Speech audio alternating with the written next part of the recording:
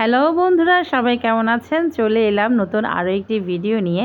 আর আজকে সারাটা দিন যে কী পরিমাণ বৃষ্টি হয়েছে, দুপুর গড়িয়ে বিকেল হয়ে গেছে, তবু বৃষ্টি থামার নাম নেই। সন্ধ্যের দিকে একটুখানি বৃষ্টি থেমেছে।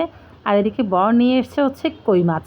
এই বৃষ্টিতে কই মাছ খেতে সেই মজা লাগে। আর ভাগ্যিস মাছটা বাজার থেকে কেটে এনেছে। কই মাছ কাটা যে কী শক্ত ব্যাপার, যে কেটেছে সেই বুঝতে পেরেছে। হাত টাত পুরো একদম ফালি ফালি হয়ে যায়। আমি তো কাটতেই পারি না। তাই বর যখন বাজার থেকে কই মাছ আনে একদম কেটেই আনে। দেখতে পাচ্ছেন কি ভালো সাইজ কই মাছটার। আর কই মাছের গায়ে এত পিচ্ছিল জিনিস থাকে, ধরতে পারছি না, হাত একদম স্লিপ করে পড়ে যাচ্ছে। কেটে তো এনেছে, কিন্তু আমাকে এটাকে আবার পিস করতে হবে। এত বড় বড় মাছ তো রান্না করা সম্ভব না। আর মাছটা ভাজাও করব না, একদম কাঁচা কাঁচা রান্না করব। কারণ মিস্টার হাজব্যান্ড ভাজা মাছ অতটা ভালো খায় না। আর মাছের পেটে কিন্তু ডিমও হয়েছে। ধোয়ার সময় হচ্ছে সাবধানে ধুতে হবে, নয়তো ডিম একদম পানির সাথে ভেসে চলে যাবে।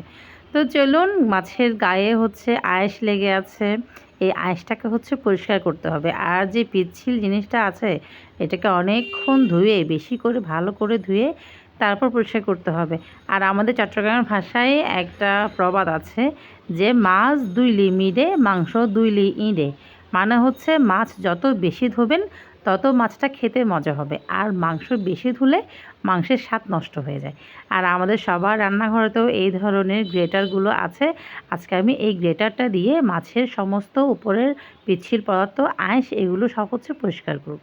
দেখতে পাচ্ছেন বন্ধুরা, মোটামুটি আমি মাছগুলো একদম পরিষ্কার করে নিয়েছি আর মিডিয়াম সাইজ করে কেটেও নিয়েছি। কই মাছ যেহেতু জন্মগতভাবে কালো রঙের হয়, তো এই মাছটাকে যতই ঘষা মাজা করা হোক না কেন, কালো রঙটা কিন্তু উঠবে না।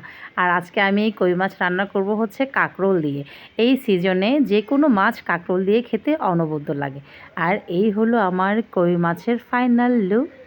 খুব বেশি তেল মশলা কিন্তু দিইনি, কইয়ের থেকে অনেকগুলো তেল বেরিয়েছে, বলে না কইয়ের তেলে কই ভাজা, অনেকটা সেরকম। চলুন আজকে বিদায় নিচ্ছি, দেখা হচ্ছে নেক্সট ডে নেক্সট ভিডিওতে। টাটা।